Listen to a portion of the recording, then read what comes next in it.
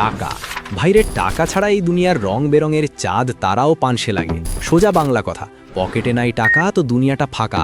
প্রেমিকাও পালাবে, বন্ধুও চিনবে না। আর এই টাকা কামানোর অন্যতম পাওয়ারফুল মেশিন হলো ব্যবসা। ব্যবসা শুরু করবেন ভাবছেন, নাকি অলরেডি নেমে পড়েছেন? উত্তর যাই হোক, পরিসংখ্যান বলছে বাংলাদেশে প্রতি বছর যত নতুন বিজনেস বা স্টার্টআপ শুরু হয় তার 90% প্রথম জন্মদিনের কেক কাটার আগেই গায়েব। মানে সোজা লালবাতি। কেন জানেন? কারণ তারা এমন কিছু ভুল করে এবং তারা ভাবে তারা খুব চালাক, কিন্তু দিন শেষে দেখা যায় বাঁশটা তারাই খাচ্ছে। আজকে আমি ব্যবসার এমন 5টি মারণঘাতী ভুলের কথা বলবো, যা করলে আপনার ব্যবসা তো ডুববেই, সাথে আপনার কানের লতি দিয়ে ধোঁয়া বেরোবে। আর ভিডিওর শেষে এমন একটা সিক্রেট অস্ত্র বা বোনাস টিপস দেব, যেটা অ্যাপেল, অ্যামাজন বা টেসলার মালিকরাও ফলো করে। ওটা মিস করা মানে বিরিয়ানি রান্না করে তাতে মাংস দিতে ভুলে যাওয়া। তাই সিট বেল্ট ভালো করে বাঁধেন, পপকর্ন হাতে নেন, কারণ আমরা এখন উড়ে যাব বিজনেসের ভুল সংশোধনের দুনিয়ায়।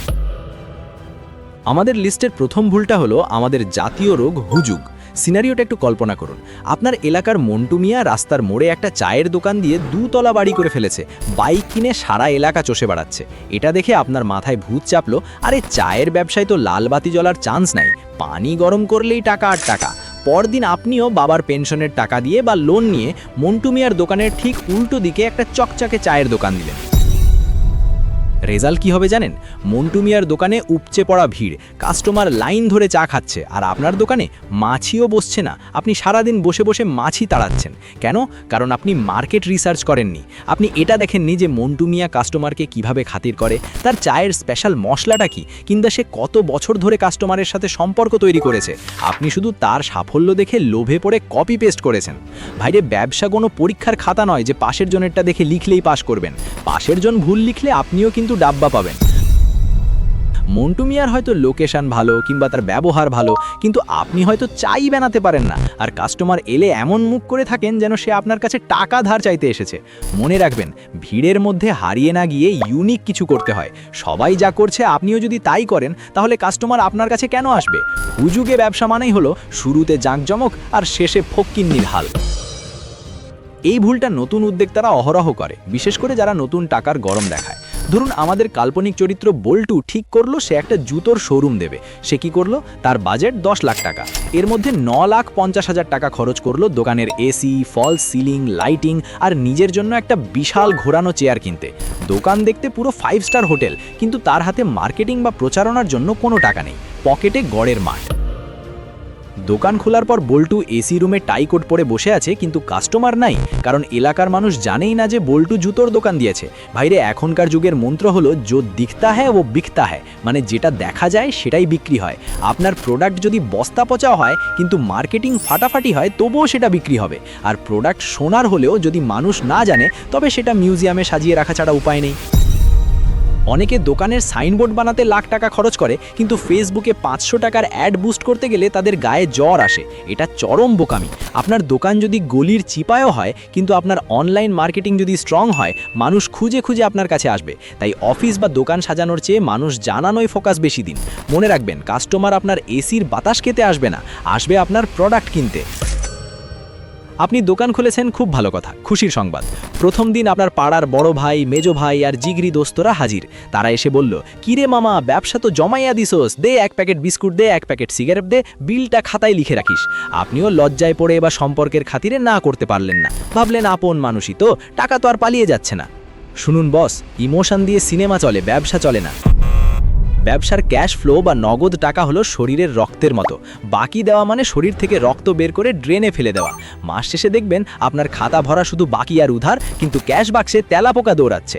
আর যখন আপনি ওই বড় ভাই বা জিগরি দোস্তের কাছে টাকা চাইতে যাবেন, তারা বলবে, দোস্ত, সামান্য কটা টাকার জন্য তুই এমন করছিস, তোর তো মনটাই ছোট।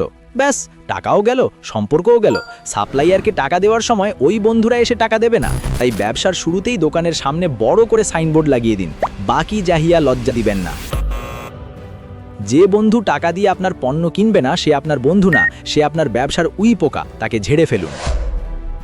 আচ্ছা ভাই, ব্যবসার আইডিয়া আর টাকা কামানোর কথাই যখন হচ্ছে তখন একটা হট টপিক বলি।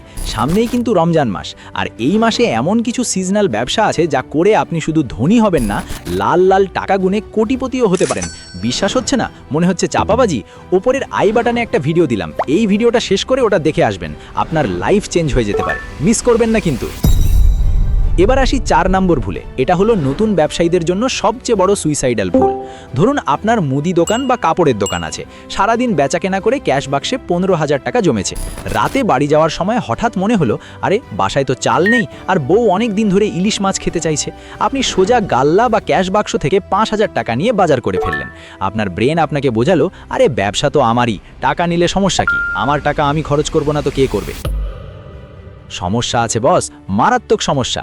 ব্যবসার টাকা আর আপনার পকেটের টাকা, এই দুটোকে দুই মেরুতে রাখতে হবে। আপনি যদি প্রতিদিন লাভের টাকা বা মূলধন থেকে বাজার খরচ, মোবাইল রিচার্জ, বাচ্চার স্কুলের বেতন অথবা গার্লফ্রেন্ডের গিফট কেনেন, তাহলে ব্যবসা এক্সপ্যান্ড করবেন কি দিয়ে?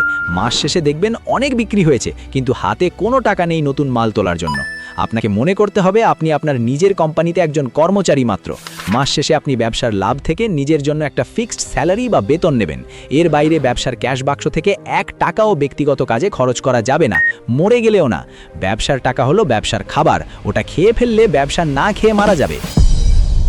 অনেকে ভাবেন কর্মচারী রাখলে বেতন দিতে হবে, তার চেয়ে ক্যাশিয়ার আমি, ঝাড়ুদার আমি, ডেলিভারি ম্যানও আমি, টাকা বাঁচবে। শুনতে খুব সাশ্রয়ী মনে হচ্ছে, তাই না? কিন্তু আসলে আপনি নিজেকে শেষ করছেন। ব্যবসার শুরুতে সব করা লাগতে পারে, কিন্তু যখন একটু গ্রো করবেন তখন কাজ ডেলিগেট বা ভাগ করে দিতে হবে। আপনি যদি সারাদিন দোকানের চায়ের কাপ ধুতে বা ফ্লোর মুছতে ব্যস্ত থাকেন, তাহলে ব্যবসার প্ল্যানিং করবেন কখন? নতুন কাস্টমার আনবেন কিভাবে? একজন উদ্যোক্তার কাজ হলো স্ট্র্যাটেজি বা কৌশল বানানো, গাধার মতো খাটা নয়। গাধা অনেক খাটে, কিন্তু সে বনের রাজা হতে পারে না। রাজা হয় সিংহ, যে স্ট্র্যাটেজি করে। ছোট ছোট কাজের জন্য লোক রাখুন, তাদের বেতন দিন, এতে আপনার সময় বাঁচবে, আর সেই সময়টা আপনি ব্রেন খাটাতে পারবেন কিভাবে সেলস দ্বিগুণ করা যায়। মনে রাখবেন, আপনি ব্যবসার মালিক, সার্কাসের জোকার নন যে সব খেলা একাই দেখাবেন। সব করতে গেলে দিন শেষে আপনি ক্লান্ত হবেন, আর ব্যবসা হবে স্থবির। শুরুর সেই ওয়াদা মনে আছে? Bonus tips. ব্যবসার দুনিয়ায় টিকে থাকার আসল মন্ত্র বা সিক্রেট সস হলো কাস্টমারকে রাজা নয়, নিজের বাবু মনে করা। হাসবেন না, সিরিয়াসলি বলছি। আপনি যখন আপনার বাবু বা প্রিয় মানুষের কেয়ার করেন, তখন কি করেন? তার কি লাগবে, সে কিসে খুশি হবে, সেটা আগে ভাবেন, তাই না? নিজের লাভের কথা পরে ভাবেন। ব্যবসাতেও ঠিক তাই করতে হবে। শুধু টাকা দিয়ে মাল নে, এই মানসিকতা ঝেড়ে ফেলুন। কাস্টমারের সমস্যাটা কোথায় সেটা খুঁজে বের করুন এবং সমাধান দিন। কাস্টমারকে ঠকিয়ে একবার লাভ করা যায়, কিন্তু তাকে খুশি করতে পারলে সে সারা জীবন আপনাকে লাভ দিয়ে যাবে। কাস্টমার যদি আপনার ব্যবহার আর সার্ভিসে খুশি থাকে, সে নিজেই আপনার হয়ে তার বন্ধু বান্ধবদের কাছে মার্কেটিং করবে। একে বলে ওয়ার্ড অফ মাউথ। পৃথিবীর কোনো টিভি বিজ্ঞাপন বা বিলবোর্ড কাস্টমারের মুখের কথার চেয়ে শক্তিশালী নয়। তাই লাভের চিন্তা পরে, ভ্যালু দেওয়ার চিন্তা আগে। তো বস, এই ছিল ব্যবসার 5টি মরণ ফাঁদ। বুকে হাত দিয়ে বলুন তো, এর মধ্যে কটা ভুল আপনি অলরেডি করে ফেলেছেন বা করার প্ল্যান করছিলেন?